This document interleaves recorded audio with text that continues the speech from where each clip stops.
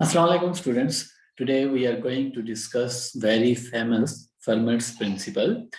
और फर्मर्स प्रिंसिपल की मदद से हम लॉ ऑफ रिफ्रैक्शन और लॉ ऑफ रिफ्लेक्शन जो है वो उन दोनों को डिराइव करेंगे ताकि हमें ये पता चल सके कि फर्मर्स प्रिंसिपल जो है वो हमें ट्रू रिजल्ट देता है।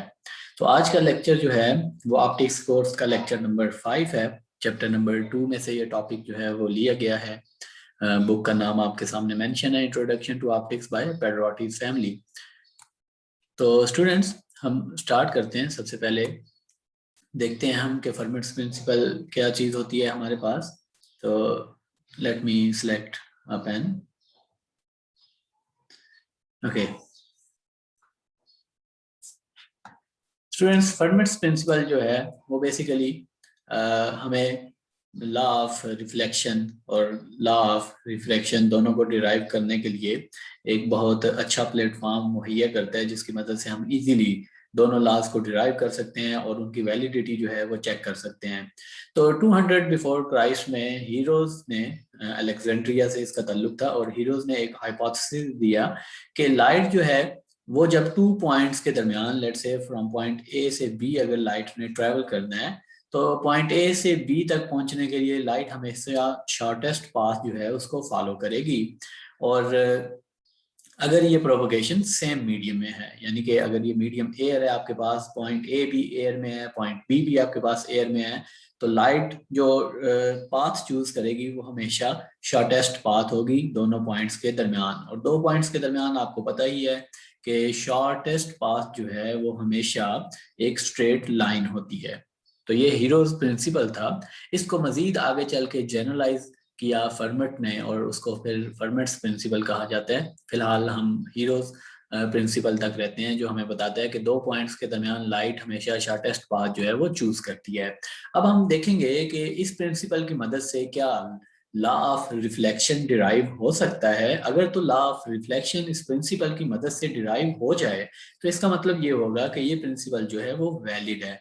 तो यहाँ पे कंसिडर करें कि हमारे पास एक इनिशियल पॉइंट ए है और इसी तरह से आपके पास एक फाइनल पॉइंट बी है। So this is initial point A and this is final point B. This is the interface, यानी कि ये कोई बाउंड्री लाइन है आपके पास, ठीक है। और यहाँ पे लाइट आके रिफ्लेक्ट स्ट्राइक करेगी और फिर बाउंस बैक होगी, यानी कि रिफ्लेक्ट करेगी और पॉइंट बी तक जाएगी। अब हमें नहीं पता कि लाइट जो है वो किस पॉइंट पे आके हिट करेगी ए से और वापस पॉइंट बी तक पहुंचेगी। तो हमने कोई भी 3 पॉसिबिलिटीज चूज कर ली। ये हमारा एक सेंट्रल पॉइंट है जिसको डी हमने कहा है। So D is the central point, और इस पॉइंट के ऊपर हमने ये नॉर्मल लाइन जो है वो ड्रा की है, जिसको डॉटेड ब्लैक से शो किया गया है। और ये नॉर्मल लाइन जो है बेसिकली इस इंटरफेस के परपेंडिकुलर है, ठीक है। तो हमने एक सेंट्रल पॉइंट डी चूज किया और फिर हमने उससे पहले भी एक पॉइंट सी चूज कर लिया और उसके बाद भी एक पॉइंट ई चूज कर लिया। यानी कि पॉइंट्स की हमारे पास 3 डिफरेंट पॉसिबिलिटीज हो सकती हैं। अगर हम ये सेंट्रल पॉइंट डी चूज करें तो उससे पहले भी लाइट आके फॉल कर सकती है और उसके बाद भी फॉल करके वो वापस पॉइंट बी तक पहुंच सकती है। तो हमने तीनों जो पॉसिबिलिटीज हैं वो सबसे पहले सिलेक्ट करनी। अब हमने देखना है कि इनमें से कौन सी पाथ जो है वो एक्चुअल पाथ है लाइट की, जिसको लाइट फॉलो कर रही है पॉइंट ए से पॉइंट बी तक पहुंचने के लिए, ठीक है। तो हमने इस पाथ को फाइंड करना है कि ये कौन सी पाथ है। अब यहाँ पे देखें कि पॉइंट ए जो है उसका जो प्रोजेक्शन बन रहा है, जो उसका शेडो बन रहा है, वो इस इंटरफेस के नीचे पॉइंट ए प्राइम से शो किया गया है। यहाँ पे भी आपके पास मीडियम लेट से एयर है और यहाँ पे भी मीडियम आपके पास एयर है। तो दोनों आपके पास सेम मीडियम्स हैं, जस्ट यहाँ पे कोई रिफ्लेक्टिंग सरफेस पड़ी हुई है, एक लाइन की शेप में, एक शीट की शेप में पड़ी हुई है। अब जो पॉइंट ए का डिस्टेंस पॉइंट ओ तक है वही पॉइंट ओ का डिस्टेंस ए प्राइम तक है। तो यहाँ पे सबसे पहले हम एक ऑब्जर्वेशन लिख लेते हैं कि A O distance is actually equals to O A prime distance. तो ये दोनों डिस्टेंस आपस में इक्वल हैं। तो अगर हम फाइंड करना चाहते हैं पॉइंट ए से लेके पॉइंट बी तक की पाथ के लाइट ए से बी तक पहुंचने के लिए कौन सी पाथ फॉलो करती है, तो ये एक्चुअली इक्वल होगी कि अगर हम पाथ फॉलो फाइंड कर लें ए प्राइम से लेके पॉइंट बी तक। क्यों? क्योंकि जो डिस्टेंस ए का है ओ तक वही डिस्टेंस ओ का ए प्राइम तक है। तो अगर आप ए से बी तक की पाथ फॉलो करना चाहते हैं तो ये पाथ इक्विवेलेंट है अगर आप ए प्राइम से बी पॉइंट तक की पाथ फॉलो करें। तो सबसे पहली अजम्पशन हमने ये ले ली। उसके बाद हम आगे चलते हैं कि यहाँ पे हमने जो सी पॉइंट है वो अगर आप ऊपर से चेक करें तो उसको आपने मैच किया हुआ है। सी पॉइंट को आपने, यानी कि ए से सी पॉइंट तक लाइन आ सकती थी, ठीक है। तो ए से सी तक लाइन आने का मतलब यह है कि ए प्राइम से सी तक लाइन आपके पास आ रही है। सिमिलरली ए से डी तक जो हमारा सेकंड ऑप्शन था, ए से डी तक अगर लाइट की रे आ रही है तो वो इक्विवेलेंट है कि ए प्राइम से डी तक लाइट की रे आ रही है। सिमिलरली थर्ड ऑप्शन अगर आप देखें तो ए से ई तक जो लाइट की रे आ रही है वो इक्विवेलेंट है फिर ए प्राइम से ई तक जो लाइट की रे आ रही है, ठीक है। सो यहाँ पे हम मेंशन कर लेते हैं कि ए सी is actually equals to a prime c. Similarly, a d is equals to a prime d, क्योंकि a प्राइम भी उसी मीडियम में है, यानी कि मीडियम आपके पास एयर ही है। a से लेके d तक जो मीडियम था वो एयर था, इसी तरह a प्राइम से d तक का मीडियम भी एयर है। तो यहाँ पे आपने कंफ्यूज नहीं होना, मीडियम हमारे पास सेम है। उसके बाद a से लेके e तक जो पाथ है that is actually equivalent to A prime E, A prime से लेके ई तक की पाथ के इक्वल है। अब यहाँ पे हम देखते हैं कि कौन सी पाथ जो है वो शॉर्टेस्ट पाथ बनती है। तो अगर आप पाथ कंसिडर करें ए प्राइम डी और बी, यानी कि ए प्राइम से आप डी पे जाएं और डी से फिर आप बी पे जाएं, तो इस पे गौर करें। ये आपके पास ए प्राइम है, ये आपके पास डी है और ये आपके पास बी है। तो ये एक स्ट्रेट लाइन बन रही है ए प्राइम डी बी। तो ए प्राइम डी पाथ को अगर आप कंपेयर करें ए प्राइम सी और बी पाथ के साथ, ए प्राइम से सी पे पहले आप जाएं और फिर आप बी पे जाएं, तो यहाँ पे क्लियरली नजर आ रहा है आपके पास इस तरह से एक पाथ बन रही है। लेट्स से ये आपके पास ए प्राइम है, ये यहाँ पे पॉइंट डी है और यहाँ पे पॉइंट आपके पास बी है, ठीक है। और फिर यहाँ पे आपके पास पॉइंट सी है। तो ये आपके पास दो पॉसिबल पाथ्स बन रही हैं। तो यहाँ से क्लियरली नजर आ रहा है आपके पास कि A prime D path is basically less than A prime C B path, ठीक है। इसकी लेंथ हमारे पास कम है ए प्राइम डी पाथ की। अब इसी तरह अगर आप कंपेयर करें ए प्राइम डी पाथ को with A prime E B path, तो उसकी भी हम यहाँ पे फिगर ड्रॉ कर लेते हैं। तो ये आपके पास A prime D, sorry it's D, इसको मैं अरेज कर लेता हूँ, give me a minute. Okay students, तो ये हमारे पास पाथ डी बनेगी, सॉरी पॉइंट डी बनेगा, ये हमारे पास ए प्राइम डी और ये फाइनल पॉइंट बी है। अब अगर आप ए, यहाँ पे आपके पास ई पॉइंट है और ये फिर आपके पास बी, तो ये दो पाथ्स हैं। अगर आप इन दोनों को भी कंपेयर करें तो ए प्राइम डी बी की जो लेंथ है वो लेस है ए प्राइम ई बी की लेंथ से। तो यहाँ से हमें क्लियरली नजर आ रहा है कि ए प्राइम डी बी जो पाथ है आपके पास that is shortest path which is straight line. तो ये शॉर्टेस्ट पाथ है आपके पास, यानी कि ये स्ट्रेट लाइन है। तो डी पॉइंट जो है वो एक्चुअल आपके पास पॉइंट है जिससे होके गुजरेगी रे जो ए से बी तक जाना चाहती है। सो डी पॉइंट जो है वो आपके पास एक्चुअल पॉइंट है, ठीक है। अब अगर आप डी पॉइंट पे गौर करें तो डी पॉइंट के लिए जो इंसिडेंट रे है आपके पास और जो रिफ्लेक्टेड रे है, उन दोनों का आपके पास जो एंगल ऑफ इंसिडेंस और एंगल ऑफ रिफ्लेक्शन है वो इक्वल आ रहा है हमारे पास, ठीक है। तो ये हमारे पास एक्चुअल पाथ फिर बनती है ए प्राइम से डी और फिर डी से लेके बी तक की पाथ एक्चुअल पाथ बनती है। इसका अगर आप एंगल यहाँ पे देखें तो theta i equals to theta r है। क्लियरली यहाँ पे हमें नजर आ रहा है कि A prime D B path के लिए थीटा प्राइम जो है, सॉरी थीटा इंसिडेंट जो है that is equals to theta reflection. Incident angle और रिफ्लेक्शन का एंगल दोनों आपस में इक्वल है। तो ये यहाँ से हमारे पास लॉ ऑफ रिफ्लेक्शन प्रूव हो जाता है कि इंसिडेंट एंगल और रिफ्लेक्टेड एंगल आपस में इक्वल होते हैं फॉर शॉर्टेस्ट पाथ, तो विच इज हीरोज प्रिंसिपल। अब हम आगे आते हैं, हम लॉ ऑफ रिफ्रैक्शन डिराइव करना चाहते हैं। तो लॉ ऑफ रिफ्रैक्शन में हमारे पास क्या होता है कि पॉइंट ए जो है वो आपके पास मीडियम 1 में लोकेटेड है और पॉइंट बी जो है ये किसी और मीडियम में लोकेटेड है, ठीक है जी। तो दिस इज मीडियम नंबर 2 और आप पॉइंट ए से पॉइंट बी तक की जो पाथ है उसको फाइंड करना चाहते हैं कि पॉइंट ए से पॉइंट बी तक लाइट रे जो है वो कौन सी पाथ फॉलो करेगी, वो कौन सी पाथ अडॉप्ट करेगी। तो यहाँ पे एक बात आप ध्यान में रखें कि लाइट जो है वो स्ट्रेट लाइन में मूव नहीं करेगी। ये डॉटेड लाइन में शो किया गया है कि पॉइंट ए से पॉइंट बी तक एक स्ट्रेट लाइन बनती है, तो वो स्ट्रेट लाइन में मूव नहीं करेगी। इसकी रीजन हमारे पास क्या है कि स्ट्रेट लाइन के लिए जो इंसिडेंट एंगल है और जो रिफ्लेक्टेड एंगल है ये दोनों आपस में इक्वल हो जाते हैं। तो स्ट्रेट लाइन इस केस में आपके पास जो इक्वेशन देती है वो देती है theta i equals to theta transmission, ठीक है। तो ये जो है बेसिकली लॉ ऑफ रिफ्लेक्शन आपके पास आ जाता है, ना कि लॉ ऑफ रिफ्रैक्शन, ठीक है।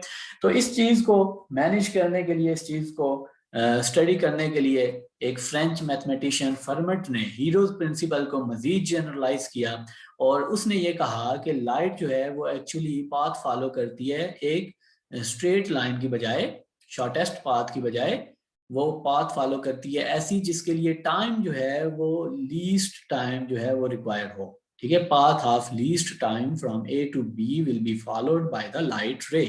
तो ये उसने सपोज किया था।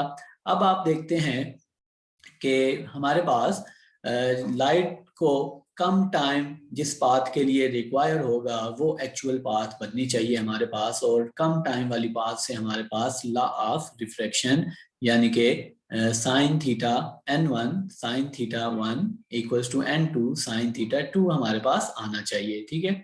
सो n1 sine theta 1 equals to n2 sine theta 2 ये हमारे पास लॉ ऑफ रिफ्रैक्शन है। और ये लॉ ऑफ रिफ्रैक्शन हमारे पास एक ऐसी पाथ से आना चाहिए जिसके लिए पाथ का टाइम जो है वो मिनिमम हो, जिसको आप कह सकते हैं पाथ ऑफ लीस्ट टाइम। तो इस पाथ से हमारे पास ये लॉ जो है वो डिराइव होना चाहिए। तो हम पाथ ऑफ लीस्ट टाइम से डिराइव करने की कोशिश करेंगे लॉ ऑफ रिफ्रैक्शन को। So we have to minimize the total time taken from point A to B. तो जब भी आपने मिनिमम या मैक्सिमम फाइंड करना होता है तो यहाँ पे आपके जहन में कैलकुलस आ जानी चाहिए जिसमें आप डेरिवेटिव्स फाइंड करते थे और फर्स्ट डेरिवेटिव को इक्वल्स टू 0 रख के आप लीस्ट टाइम जो है मिनिमम कह लें या मैक्सिमम कह लें वो आप कैलकुलेट करते होते थे। तो यहाँ पे हम वो कैलकुलस यूज करेंगे और इस टेक्निक को बेसिकली कैलकुलस ऑफ वेरिएशन कहते हैं। ये एंड पे जाके हम फर्दर डिटेल में डिस्कस करेंगे। तो सबसे पहले यहाँ पे हम इस फिगर को अंडरस्टैंड कर लेते हैं। पॉइंट ए से आप जाना चाहते हैं पॉइंट बी तक और ये आपके पास मीडियम 1 है जिसका इंडेक्स ऑफ रिफ्रैक्शन जो है इंसिडेंट मीडियम इसको कह रहे हैं तो ni है, और ये आपके पास सेकंड मीडियम है जिसका इंडेक्स ऑफ रिफ्रैक्शन nt के साथ यानी कि ट्रांसमिटेड मीडियम जिसको आप कहते हैं उसके साथ शो किया गया है। ये पॉइंट आपके पास O है जहाँ पे लाइट आके फॉल करेगी और अपनी पाथ को बेंड करती हुई पॉइंट बी पे जाएगी। और हम एज्यूम कर रहे हैं कि यही जिस पाथ में आपके पास बेंड आ रहा है यही पाथ जो है वो लीस्ट टाइम की पाथ है और इसी पाथ से हमने डिराइव करना है फिर लॉ ऑफ रिफ्रैक्शन, ठीक है जी। तो लॉ ऑफ रिफ्रैक्शन हमने इसी पाथ से डिराइव करना है। तो सबसे पहले अगर आप ये देखें तो ये इंसिडेंट एंगल शो किया गया है नॉर्मल के साथ। जो इंसिडेंट रे का एंगल होता है that is always incident angle, और नॉर्मल के साथ जो ट्रांसमिटेड रे का एंगल है that is transmitted angle theta T show किया गया है। अब पॉइंट ए से लेके पॉइंट जो आपके पास ये इंटरफेस है इसको आप इंटरफेस कह लें जो बाउंड्री है मीडियम्स की, तो यहाँ तक का डिस्टेंस ए है और फिर इंटरफेस से लेके पॉइंट बी तक का डिस्टेंस वर्टिकल डिस्टेंस जो है वो बी से शो किया गया है। और इसी तरह से जो डिस्टेंस है पॉइंट बी से लेके इस वर्टिकल डिस्टेंस बी तक इसको हमने सी कहा हुआ है, ठीक है। और जो डिस्टेंस आपके पास इस वर्टिकल डिस्टेंस से लेके पॉइंट ओ तक बनता है इसको आपने एक्स कहा हुआ है, ठीक है। तो ये डिस्टेंस अगर एक्स है तो आपके पास ये डिस्टेंस भी एक्स के इक्वल बनता है, ठीक है जी। तो ये हमने यहाँ पे मेंशन कर लिया, incident angle, reflected angle, distance A, distance B, distance C और डिस्टेंस एक्स। यहाँ पे डिस्टेंस एक्स इसको कहने का मतलब ये है कि लाइट जो है वो बेसिकली किसी भी पॉइंट पे आके हिट कर सकती थी इंटरफेस को, वो इस पॉइंट पे आके हिट कर सकती थी, यहाँ पे आपका पॉइंट ओ हो सकता था, यहाँ पे पॉइंट ओ हो सकता था, या फिर आपका पॉइंट ओ यहाँ पे हो सकता था। तो x जो है वो एक वेरिएबल आपने इसीलिए शो किया है कि x की वैल्यू चेंज हो सकती है। x की कोई भी वैल्यू हो सकती है, x की वैल्यू ग्रेटर होगी तो लाइट यहाँ पे फॉल करेगी या यहाँ पे फॉल करेगी, x की वैल्यू आप चेंज कर दें तो लाइट यहाँ पे फॉल कर सकती है। इस वजह से x को हमने एज अ वेरिएबल चूज किया है। तो अब हमने टाइम को मिनिमाइज करना है, तो हम कैलकुलेट करेंगे जो टाइम रिक्वायर्ड है from point A to B, time required by light to reach at point B from point A. ठीक है जी, हमने ये टाइम जो है वो कैलकुलेट करना है। टाइम का आपको फार्मूला पता है, टाइम हमारे पास s डिवाइडेड बाय v के इक्वल होता है, यानी कि डिस्टेंस डिवाइडेड बाय वेलोसिटी के। तो इस केस में हमारे पास जो टोटल टाइम आ जाएगा फ्रॉम a टू b, वो आपके पास इक्वल टू होगा डिस्टेंस, यानी कि a से लेके o तक डिस्टेंस है और फिर o से लेके b तक का डिस्टेंस है। तो a से लेके o तक जो डिस्टेंस है उसको हम डिवाइड अगर कर दें, जो इंसिडेंट मीडियम में वेलोसिटी है लाइट की, ये आपके पास ऊपर जो मीडियम 1 है जिसको इंसिडेंट मीडियम कह रहे हैं, इसमें लाइट ने ट्रेवल किया है डिस्टेंस पॉइंट ए से लेके पॉइंट ओ तक विद वेलोसिटी वी आई, जो इंसिडेंट मीडियम में वेलोसिटी है, प्लस फिर लाइट ने ओ से लेके बी पॉइंट तक डिस्टेंस ट्रेवल किया है सेकेंड मीडियम में जिसमें वेलोसिटी वी टी के इक्वल है। ट्रांसमिटेड मीडियम में वेलोसिटी वी टी है, दोनों में वेलोसिटी चेंज हो जाती है, तो इसलिए हमने इन दोनों डिस्टेंसेस को सेपरेट करके मेंशन कर दिया। इसको आप इक्वेशन नंबर 1 कह सकते हैं।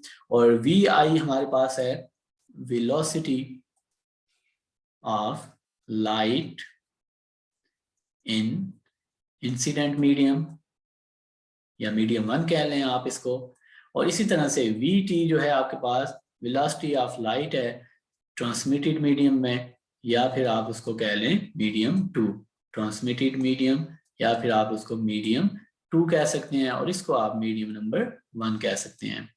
तो वी आई और वी टी को हमने मेंशन कर दिया। उसके बाद हमने कंसिडर करनी है दो ट्राइंगल्स। एक ट्राइंगल हमारे पास बन रही है ए से लेके पॉइंट, इसको आप पॉइंट डी कह लें, ये जो पॉइंट है इसको डी हम कह लेते हैं, ए डी ओ।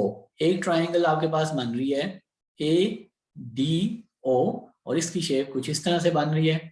ये हमारे पास ट्राइंगल ए डी ओ है जिसकी ये पॉइंट ए है, ये पॉइंट डी है, और ये पॉइंट ओ के इक्वल है, और ये साइड ए के इक्वल है, और ये साइड एक्स के इक्वल बन रही है। सिमिलरली हम जो दूसरी ट्राइंगल कंसिडर करेंगे वो ट्राइंगल है हमारे पास triangle O B, triangle O B E. तो ट्राइंगल ओ बी और ई, इस पॉइंट को आप पॉइंट ई कह रहे हैं, ये हमारे पास पॉइंट ई के इक्वल है। तो ये ट्राइंगल हमारे पास कुछ इस शेप में बन रही है जिसमें ये पॉइंट ओ है, ये पॉइंट बी है, और ये पॉइंट ई के इक्वल है। यहाँ पे ये जो एंगल है दैट इज थीटा टी, ये डिस्टेंस आपके पास बी के इक्वल बनता है, बी के इक्वल बनता है। और ये डिस्टेंस जो है ये c माइनस एक्स के इक्वल बनता है, अगर आप फिगर पे गौर करें, क्योंकि ये टोटल डिस्टेंस आपके पास c के इक्वल है और ये डिस्टेंस हमारे पास x के इक्वल है। तो हमें ये डिस्टेंस रिक्वायर्ड है अपनी ट्राइंगल के लिए, तो ये डिस्टेंस c माइनस एक्स के इक्वल बनेगा। तो इन दोनों ट्राइंगल से हम वैल्यू फाइंड करेंगे ए ओ और ओ बी की, जो हमें इक्वेशन नंबर 1 में चाहिए।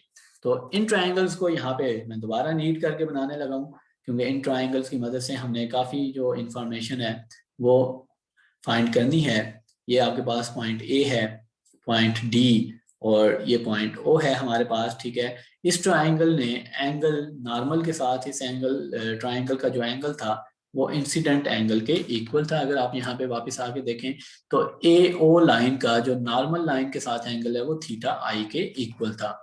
तो यहाँ पे हमने ए ओ लाइन का एंगल नॉर्मल लाइन के साथ थीटा आई की फॉर्म में शो कर दिया। ये डिस्टेंस ए के इक्वल था, ये डिस्टेंस आपके पास एक्स के इक्वल था।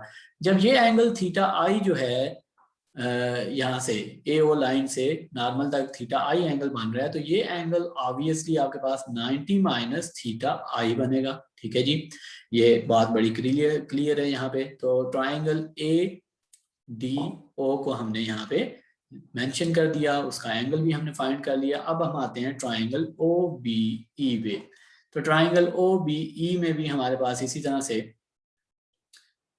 ये हमारे पास ओ पॉइंट था, ये आपके पास ई पॉइंट था और ये बी पॉइंट था, और ये ट्रांसमिटेड एंगल थीटा टी था आपके पास। ये लेंथ आपके पास बी है और ये लेंथ सी माइनस एक्स के इक्वल है। ओके स्टूडेंट्स, तो यहाँ पे ये हाइपोटेन्यूज जो है ये आपके पास इक्वल्स टू आ जाएगा B square plus c minus x whole square. ठीक है, पाइथागोरस थ्योरम आपने अप्लाई किया है यहाँ पे। इसी तरह इस ट्राइंगल का जो हाइपोटेन्यूज है वो हमारे पास आ जाएगा ए स्क्वायर प्लस एक्स स्क्वायर के इक्वल। ये हमने कैलकुलेट कर लिए, और यहाँ से अब इस ट्राइंगल से ए ओ जो लेंथ है वो आपके पास इक्वल्स टू बन रही है ए स्क्वायर प्लस एक्स स्क्वायर।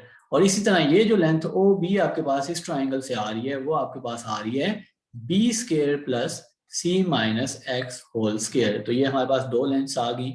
इन दोनों वैल्यूज को ए ओ और ओ बी, यही दोनों वैल्यूज हमें इक्वेशन 1 में रिक्वायर्ड थी, तो हम इक्वेशन 1 में इनको पुट करते हैं। सो पुट इन इक्वेशन 1, तो इक्वेशन नंबर 1 में हम पुट कर देंगे तो टी हमारे पास आ जाएगा a square plus x square divided by vi plus b square plus c minus x whole square divided by vt.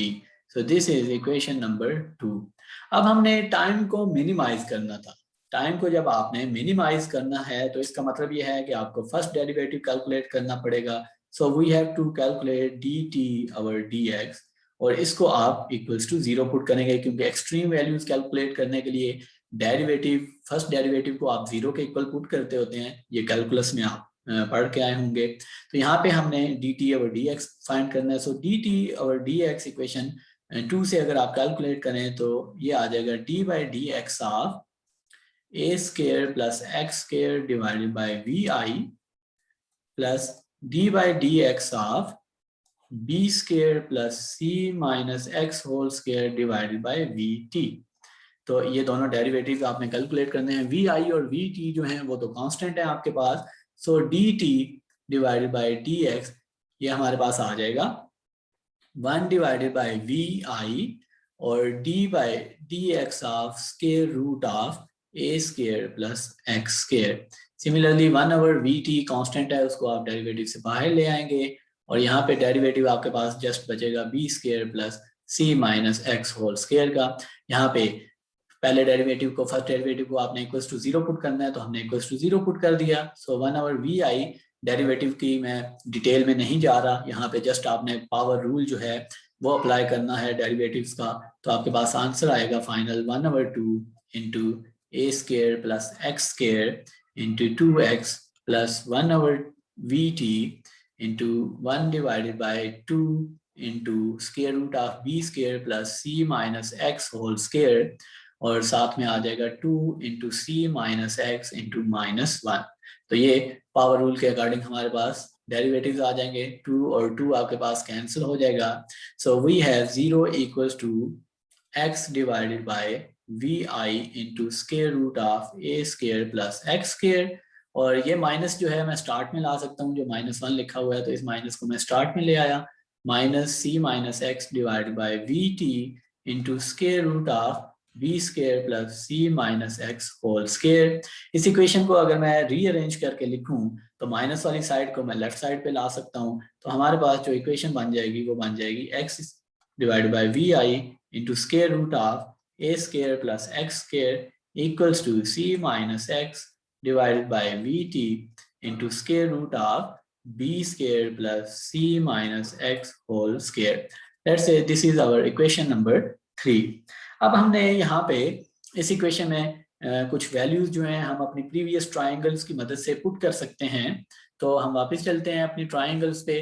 तो ये हमारी ट्राइंगल ए डी ओ थी। इस ट्राइंगल में अगर आप गौर से देखें तो एक एंगल ये 90 माइनस थीटा आई के इक्वल है हमारे पास।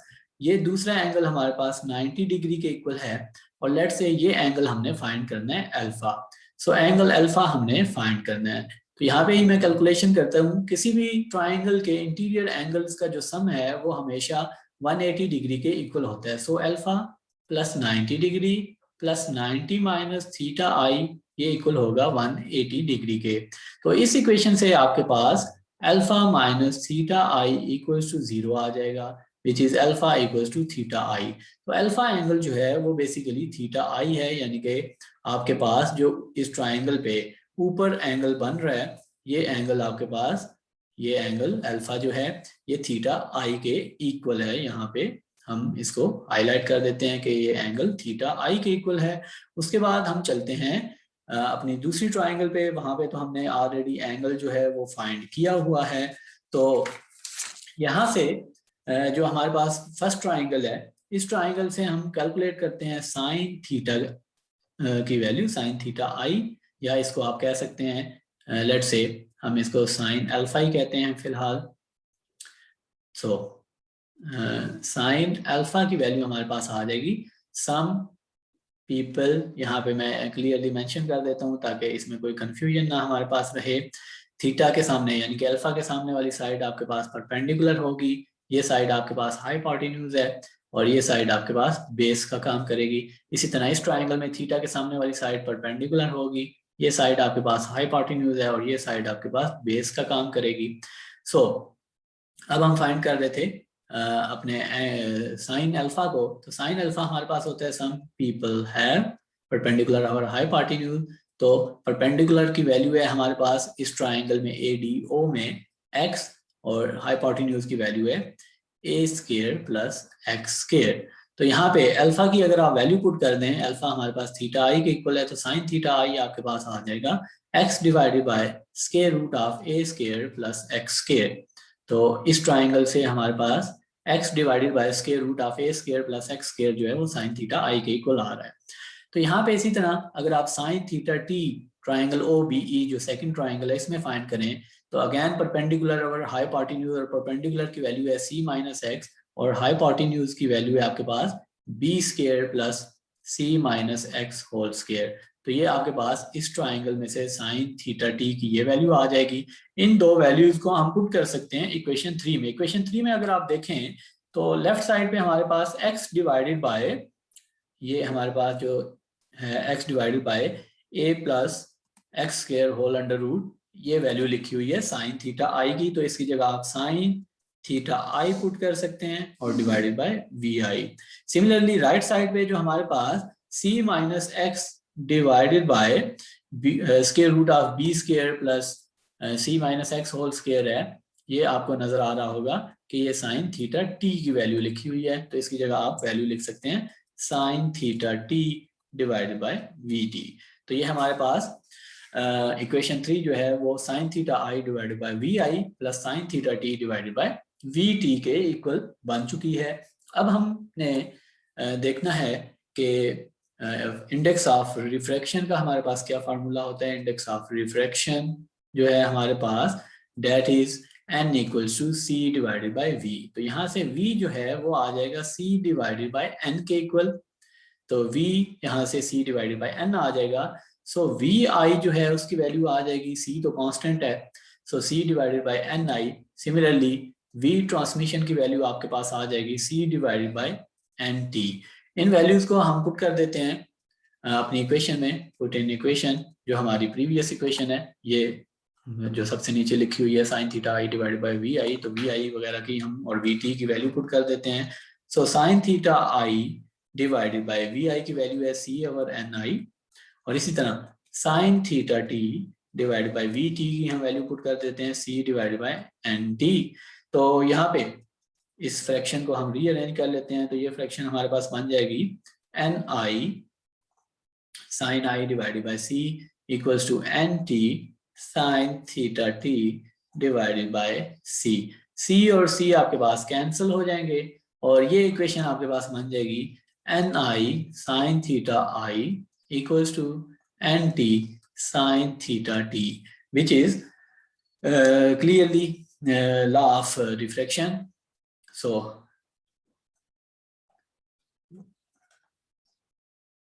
which is clearly law of refraction. तो आपने लॉ ऑफ रिफ्रैक्शन को प्रूव कर लिया यूजिंग फर्मेट्स प्रिंसिपल कि जब भी आप ऐसी पाथ चूज करेंगे जिसके लिए टाइम जो है वो मिनिमम होगा, तो वो एक्चुअल पाथ होगी लाइट की from one medium to another medium, जिसमें लाइट हमेशा बेंड करेगी, और वही लीस्ट टाइम पाथ होगा जिसमें लाइट बेंड करेगी। और फर्मेट्स प्रिंसिपल के अकॉर्डिंग ये हमने लॉ जो है वो प्रूव कर लिया। और इस मेथड को आप वेरिएशनल कैलकुलस कहते हैं। This is also known as, इसको आप अपनी क्लासिकल मैकेनिक्स के कोर्सेज में भी पढ़ेंगे। वेरिएशनल कैलकुलस पे वहाँ पे प्रॉपर 2-3 चैप्टर्स होते हैं। Variational calculus, this is also known as variational calculus. और वेरिएशनल कैलकुलस का मतलब आपके पास क्या है? Form, it is helpful to calculate the form of a function. किसी भी फंक्शन की क्या फॉर्म होगी, इसको कैलकुलेट करने के लिए आप इसको यूज करते हैं। Form of a function can be calculated using minimization of definite integrals। तो ये मेथड है हमारे पास वेरिएशनल कैलकुलस, जिसमें मिनिमाइजेशन या फिर मैक्सिमाइजेशन कुछ केसेस में यूज करते हुए आप फाइंड करते हैं फंक्शंस की डिफरेंट फॉर्म को, यानी कि ट्रू फार्मूलाज जो हैं वो आप फाइंड करते हैं। इसी तरह नेक्स्ट लेक्चर में हम अपने मिरर्स और लेंसेज के स्टडी जो है वो स्टार्ट करेंगे। फोकल लेंस कैसे बनेंगी, इमेजेस कहाँ पे बनेंगे, इन सारी चीज़ों को हम अपने नेक्स्ट लेक्चर में डिटेल में स्टडी करेंगे। तब तक अपना ख्याल रखें। अल्लाह हाफिज़।